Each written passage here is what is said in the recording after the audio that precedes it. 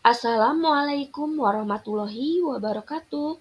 Bertemu lagi dengan kelas Bahasa Indonesia dengan Bu Eni.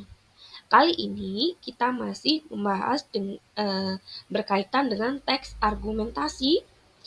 Kali ini kita akan belajar dengan subtema mengenai struktur teks argumentasi, kalimat fakta, dan kalimat opini. Bagaimana? Sudah siap belajar? Mari kita mulai. Kemarin kita sudah belajar mengenai teks argumentasi, baik pengertian, ciri, kemudian tujuan. Lalu bagaimana sih struktur teks argumentasi? Apakah Ananda tahu?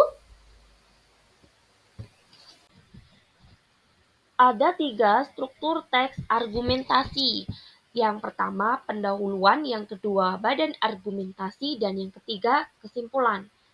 Yang pertama, bagian pendahuluan berisi argumentasi yang akan disampaikan yang bertujuan untuk menarik perhatian pembaca.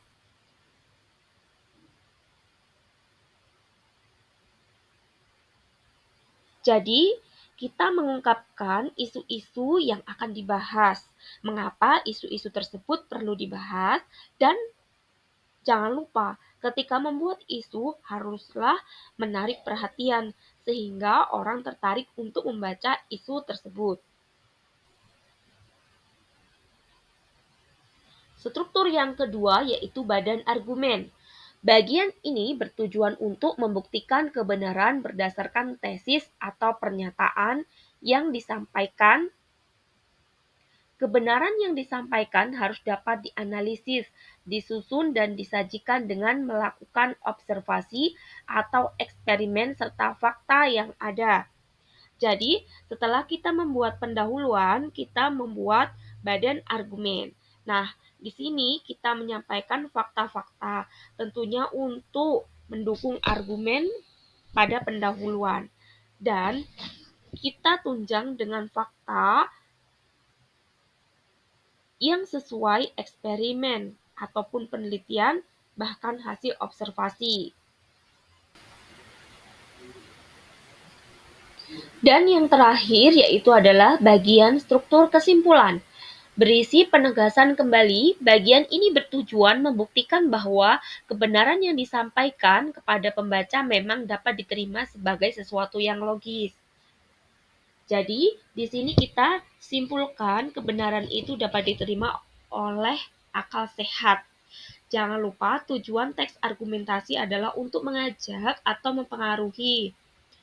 Oleh karena itu, sekali lagi, teks argumentasi memaparkan atau menyampaikan sesuatu yang bersifat objektif. Ketika membuat teks argumentasi, hilangkan hal-hal yang bersifat subjektif ataupun memihak, dan hilangkan nilai-nilai emosional.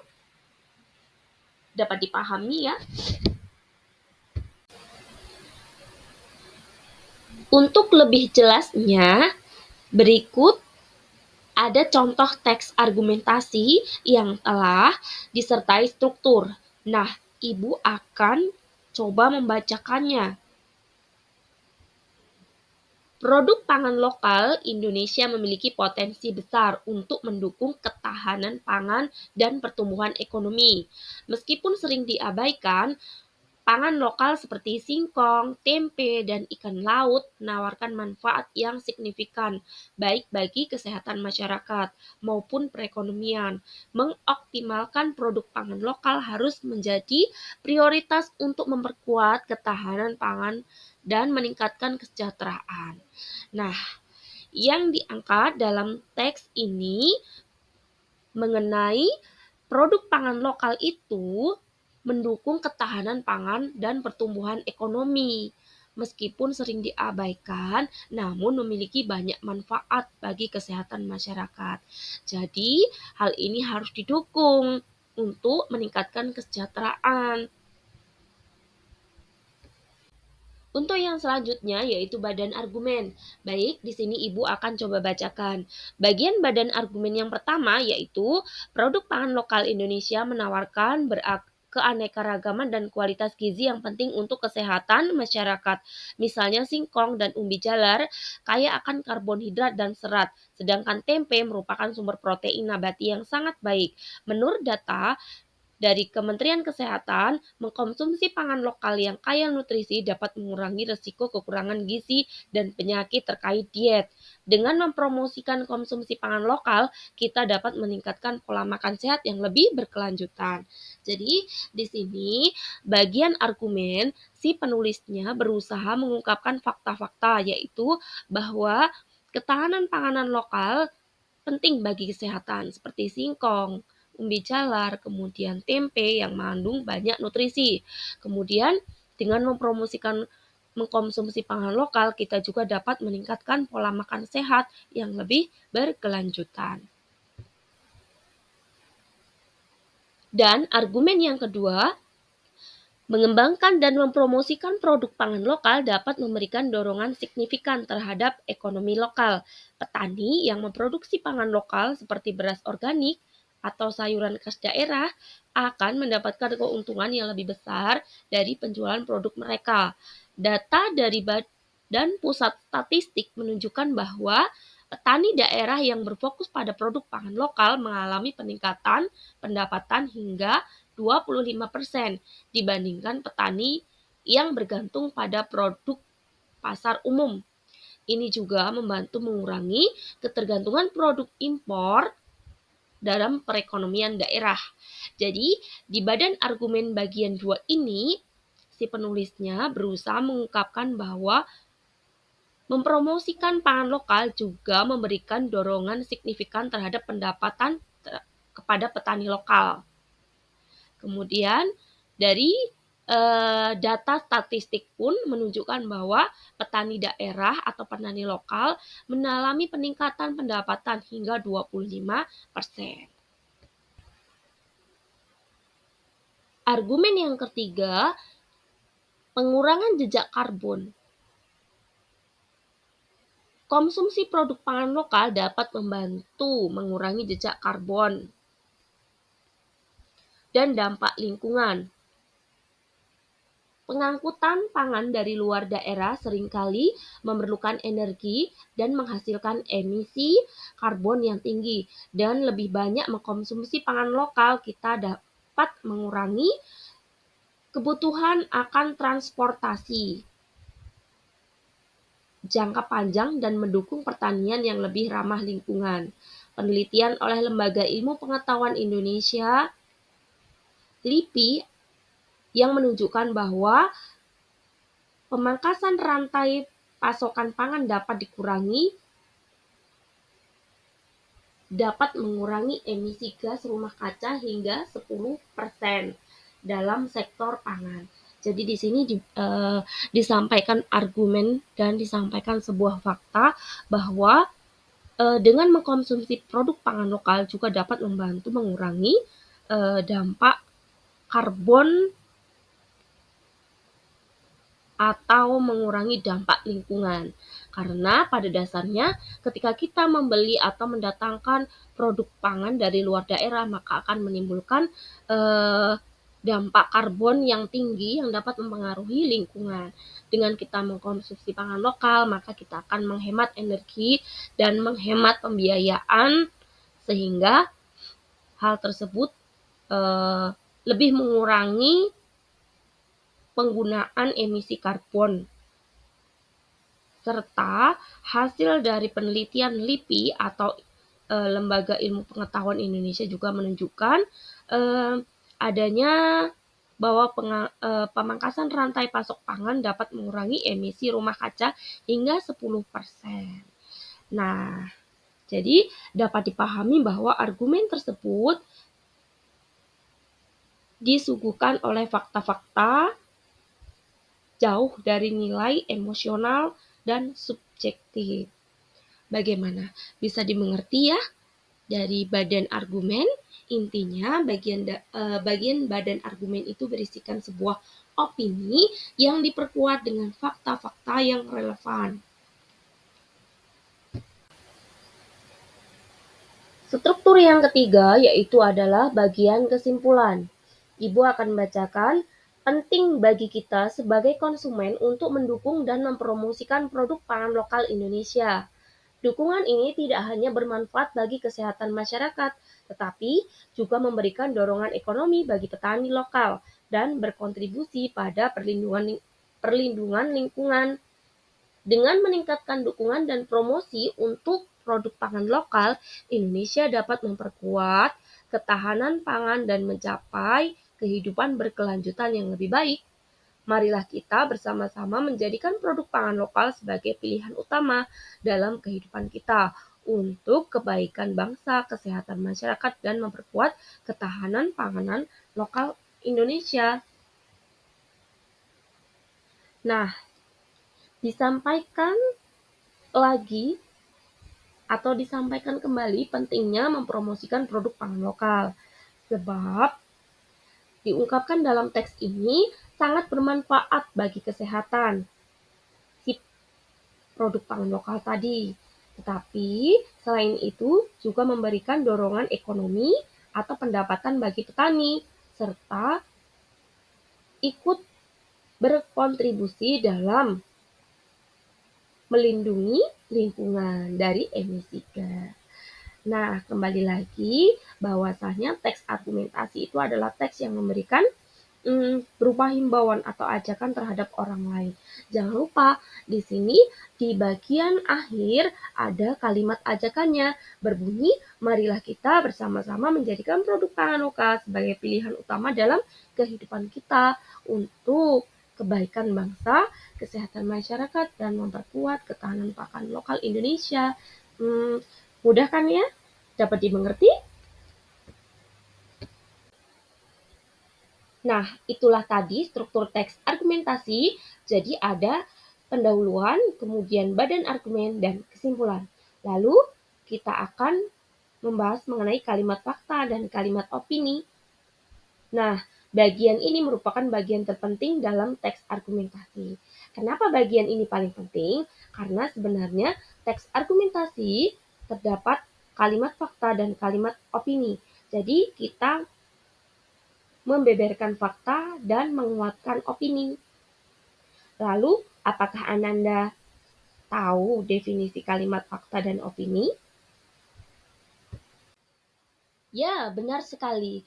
Kalimat fakta merupakan kalimat yang berkenaan dengan peristiwa atau hal yang bersifat nyata, telah atau sedang terjadi, dan dapat dibuktikan kebenarannya. Kalimat fakta juga memiliki data yang akurat dan merupakan pernyataan dari narasumber yang terpercaya. Selain itu, kalimatnya dapat dibuktikan kebenarannya. Itu adalah definisi kalimat fakta. Lalu, kalimat opini, kalimat yang di dalamnya mengandung pendapat, pandangan, anggapan bersifat subjektif. Subjektif itu adalah memihak. Dapat juga ditandai dengan kata mungkin paling, agak, bisa jadi, biasanya, kira-kira, atau berupa sebuah pendapat. Nah, kita akan membahas mengenai perbedaan kalimat fakta dan kalimat opini. Kalimat fakta. Kalimat fakta dapat dibuktikan kebenarannya, kemudian mempunyai data yang akurat, baik itu waktu, tanggal, tempat, dan peristiwa.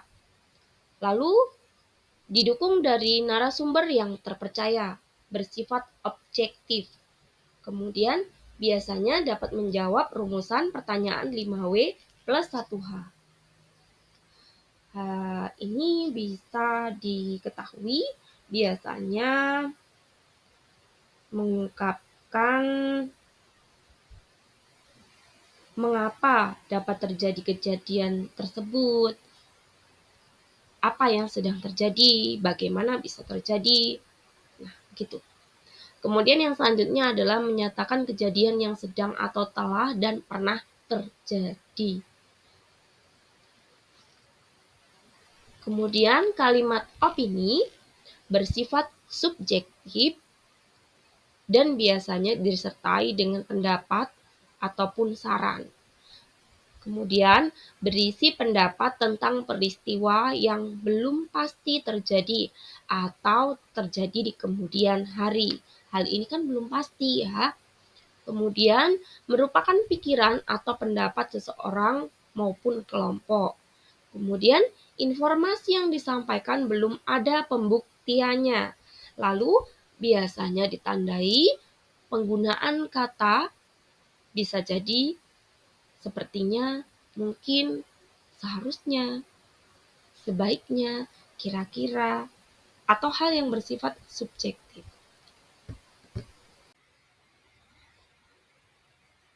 Berikut contoh kalimat fakta dan kalimat opini. Kalimat fakta. Contoh yang pertama, hasil panen padi di Kabupaten Ogan Komering meningkat 3% pada tahun 2013. Nah, ini bisa dicek kebenarannya. Apakah benar pada tahun 2013 mengalami peningkatan panen padi sebanyak 3%. Begitu ya, karena ada tahun, kemudian ada kabupaten. Bisa dicek kebenarannya.